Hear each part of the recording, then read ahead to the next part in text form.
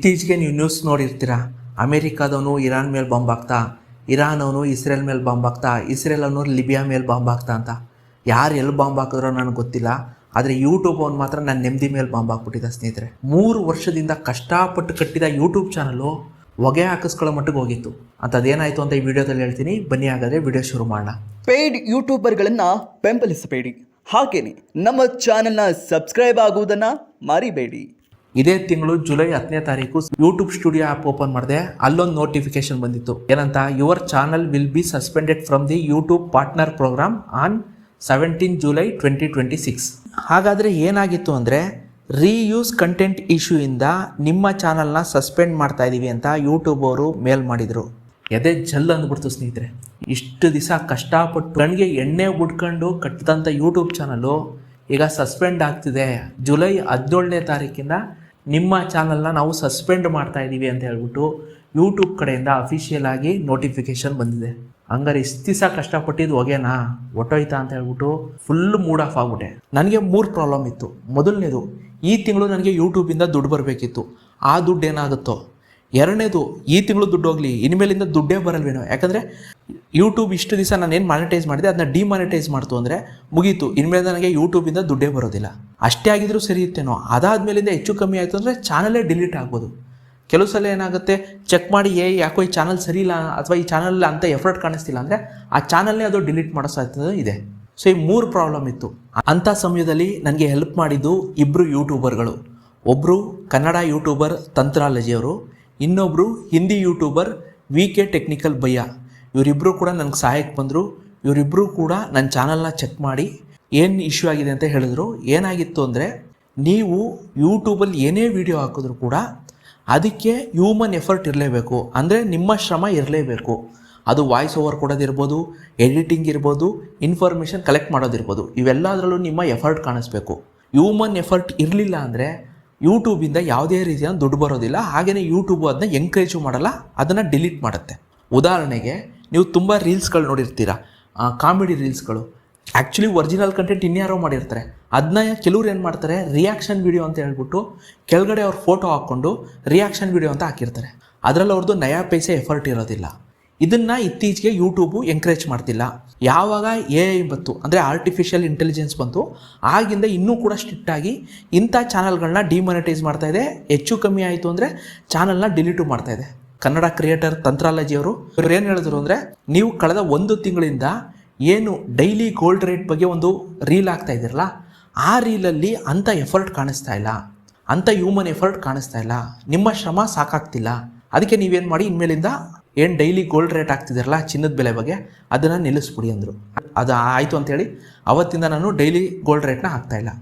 ಅದಾದಮೇಲಿಂದ ಇನ್ನೊಂದು ವಿಷಯ ಏನು ಹೇಳಿದ್ರು ಅಂದರೆ, ಒಂದು ಅಪೀಲ್ ವಿಡಿಯೋ ಮಾಡಿ, ಅಂದರೆ 5 ನಿಮಿಷದ ಅಪೀಲ್ ವಿಡಿಯೋ ಮಾಡಿ. ಅದರಲ್ಲಿ ನೀವು ಹೇಗೆ ವಾಯ್ಸ್ ಓವರ್ ಕೊಡ್ತೀರಾ, ನೀವು ಹೇಗೆ ಎಡಿಟಿಂಗ್ ಮಾಡ್ತೀರಾ, ಅದಾದಮೇಲಿಂದ ನೀವು ಇನ್ಫಾರ್ಮೇಷನ್ನ ಎಲ್ಲೆಲ್ಲಿಂದ ಕಲೆಕ್ಟ್ ಮಾಡ್ತೀರಾ, ಇದೆಲ್ಲನೂ ತೋರಿಸಿ ದಯವಿಟ್ಟು ನನ್ನ ರೀಯೂಸ್ ಕಂಟೆಂಟ್ ಇಶ್ಯೂನ ಸಾಲ್ವ್ ಮಾಡಿ ಅಂತ ಹೇಳ್ಬಿಟ್ಟು ಯೂಟ್ಯೂಬ್ಗೆ ಒಂದು ಅಪೀಲ್ ವಿಡಿಯೋ ಅಪ್ಲೋಡ್ ಮಾಡಿ, ಆವಾಗ ನಿಮಗೆ ಸಾಲ್ವ್ ಆಗುತ್ತೆ ಅಂದರು. ಸರಿ ಅಂತ ಹೇಳ್ಬಿಟ್ಟು ನಾನು 15ನೇ ತಾರೀಕು ಈ ರೀತಿಯಾದಂಥ ಒಂದು ಅಪೀಲ್ ವಿಡಿಯೋ ಮಾಡಿ ಯೂಟ್ಯೂಬಲ್ಲಿ ಅಪ್ಲೋಡ್ ಮಾಡಿದೆ.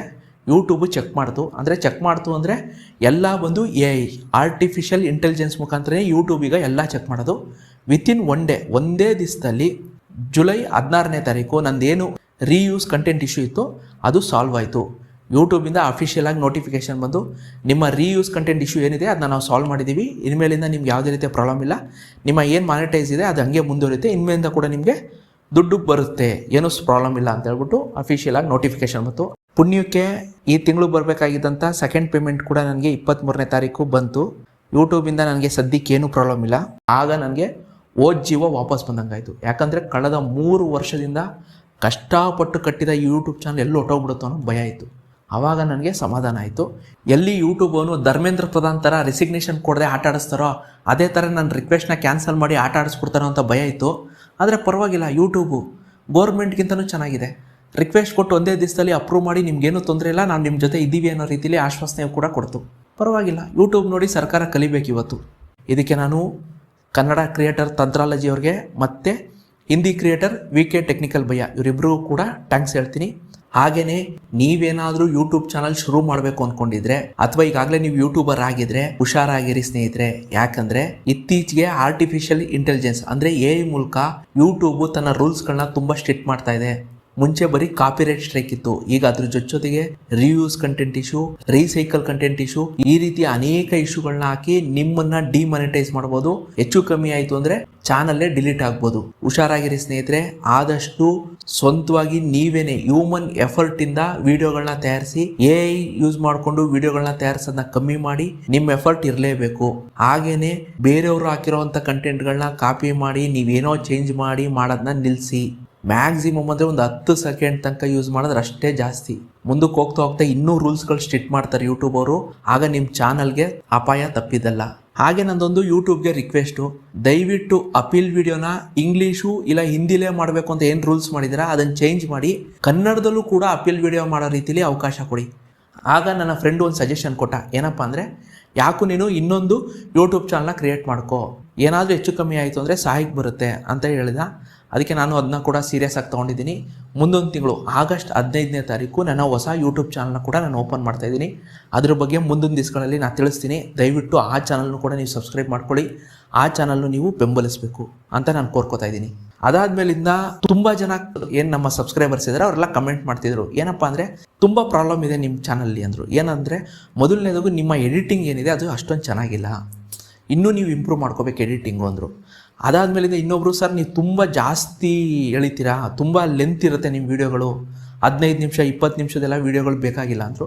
ಇನ್ನು ಕೆಲವರು ಏನು ಹೇಳಿದ್ರು ಅಂದರೆ, ಸರ್ ನಿಮ್ಮ ಚಾನಲ್ ಹೆಸರು ಇದೆಯಲ್ಲ ಅದು ಅಷ್ಟೊಂದು ಕ್ಯಾಚಿ ಆಗಿಲ್ಲ ಅಂತ ಅಂದರು. ಇನ್ನು ಕೆಲವರು ಏನು ಹೇಳಿದ್ರು ಅಂದರೆ, ನೀವು ಸತತವಾಗಿ ವೀಡಿಯೋಗಳನ್ನ ಹಾಕಲ್ಲ, ನೀವೇನು ಮಾಡ್ತೀರಾ, ಒಂದು ತಿಂಗಳು ಕಂಟಿನ್ಯೂಸ್ ಆಗಿ ಹಾಕ್ತೀರಾ, ಇನ್ನೊಂದು ತಿಂಗಳು ನಾಪತ್ತೆ ಆಗ್ಬಿಡ್ತೀರಾ. ನೀವು ಕಂಟಿನ್ಯೂಸ್ ಆಗಿ ಯೂಟ್ಯೂಬಲ್ಲಿ ವೀಡಿಯೋ ಮಾಡಿ, ಆಗ ಮಾತ್ರ ನಾವು ಕಂಟಿನ್ಯೂಸ್ ಆಗಿ ನೋಡ್ತೀವಿ ಅಂತ ಹೇಳ್ಬಿಟ್ಟು ಕೆಲವರು ಕಮೆಂಟ್ ಮಾಡಿದರು. ಅದಕ್ಕೆ ಈಗ ನಾನು 4 ನಿರ್ಧಾರ ತೊಗೊಂಡಿದ್ದೀನಿ. ಏನಪ್ಪ ಅಂದರೆ, ಮೊದಲನೇದು ಎಡಿಟಿಂಗ್ನ ಇಂಪ್ರೂವ್ ಮಾಡ್ಕೋತೀನಿ. ಆದಷ್ಟು ಇನ್ಮೇಲಿಂದ AI ಯೂಸ್ ಮಾಡ್ತೀನಿ. ಆರ್ಟಿಫಿಷಿಯಲ್ ಇಂಟೆಲಿಜೆನ್ಸ್ ಮುಖಾಂತರ AI ವೀಡಿಯೋಗಳನ್ನ ಜನ್ರೇಟ್ ಮಾಡಿ ಅಪ್ಲೋಡ್ ಮಾಡೋವಂಥ ಪ್ರಯತ್ನ ಪಡ್ತೀನಿ. ಒಂದು ಸ್ವಲ್ಪ ಸ್ಟೈಲ್ನ ಚೇಂಜ್ ಮಾಡ್ತೀನಿ. ಎರಡನೇದು, ಇನ್ಮೇಲಿಂದ ಆದಷ್ಟು 10 ನಿಮಿಷದೊಳಗೇ ವೀಡಿಯೋನ ಕಂಪ್ಲೀಟ್ ಮಾಡೋಕ್ಕೆ ಪ್ರಯತ್ನ ಪಡ್ತೀನಿ. ಮೂರನೇದು, ಆಗಸ್ಟ್ 15ನೇ ತಾರೀಕು ಆದಮೇಲೆ ಹೊಸ ಹೆಸರು ಕೊಡೋಕ್ಕೆ, ಅಂದರೆ ಈ ಚಾನಲ್ಗೆ ಹೊಸ ಹೆಸರು, ಈಗೇನು ಸೌತ್ ಸೂಪರ್ ಸ್ಕೂಟರ್ ಕನ್ನಡ ಅಂತ ಇದೆಯಲ್ಲ ಅದನ್ನ ಚೇಂಜ್ ಮಾಡಿ ಬೇರೆ ಹೆಸರು ಕೊಡೋಣ ಅಂತ ಕೂಡ ಅಂದ್ಕೊಂಡಿದ್ದೀನಿ. ಹಾಗೆಯೇ ಇನ್ಮೇಲಿಂದ ಪ್ರತಿ ಸೋಮವಾರ ಮತ್ತು ಶುಕ್ರವಾರ ಯೂಟ್ಯೂಬಲ್ಲಿ ವೀಡಿಯೋ ಹಾಕೋಂಥ ಪ್ರಯತ್ನ ಪಡ್ತೀನಿ. 90% ನಾನು ಗ್ಯಾರಂಟಿ ಕೊಡ್ತೀನಿ ಸ್ನೇಹಿತರೆ. ಯಾಕಂದರೆ ನಾನು ಕೂಡ ಕೆಲಸಕ್ಕೆ ಹೋಗಬೇಕು, ಕೆಲಸ ಮುಗಿಸ್ಕೊಬಂದು ಈ ಯೂಟ್ಯೂಬಲ್ಲಿ ನಾನು ವೀಡಿಯೋ ಮಾಡಾಕಬೇಕು, ಅಷ್ಟೊಂದು ಟೈಮ್ ಇಲ್ಲ. ಆದರೂ ಕೂಡ ನನ್ನ ಕೈ ಮೀರಿ ಪ್ರಯತ್ನ ಪಟ್ಟು ಪ್ರತಿ ಸೋಮವಾರ ಮತ್ತು ಶುಕ್ರವಾರ ವೀಡಿಯೋ ಹಾಕೋಂಥ ಪ್ರಯತ್ನ ಪಡ್ತೀನಿ. ಮುಂಚೆ ಹೇಗೆ ಬೆಂಬಲಿಸ್ತಿದ್ರಿ ಹಾಗೆಯೇ ಮುಂದೆನೂ ಕೂಡ ನನ್ನ ಬೆಂಬಲಿಸಿ. ಇನ್ನೊಂದು ವಿಷಯ ಹೇಳ್ಬಿಡ್ತೀನಿ, ನಾನು ಯಾವ ಕಂಪ್ನಿಯಿಂದನೂ ದುಡ್ಡು ಇಸ್ಕೊಳ್ಳೋದಿಲ್ಲ. ಇದುವರೆಗೆ ಕೂಡ ನಾನು ಒಂದೇ ಒಂದು ಕಂಪ್ನಿಯಿಂದ ₹1 ಇಸ್ಕೊಂಡಿಲ್ಲ. ನಾನು ಏನು ಹೇಳ್ತಾ ಇದ್ದೀನಿ ಅದೆಲ್ಲವೂ ಕೂಡ ಸಂಪೂರ್ಣವಾಗಿ ನನ್ನ ಅನುಭವದ ಮಾತುಗಳು. ನಾನು ನೇರವಾಗಿ ಹೇಳ್ತೀನಿ, ನಾನು ಇದುವರೆಗೆ ಯಾವುದೇ ರೀತಿಯ ಕಂಪ್ನಿಯಿಂದ ದುಡ್ಡು ಇಸ್ಕೊಂಡು ಪೇಡ್ ಪ್ರಮೋಷನ್ ಮಾಡಿಲ್ಲ, ಮುಂದೇನೂ ಮಾಡೋದಿಲ್ಲ. ಅಷ್ಟೇ.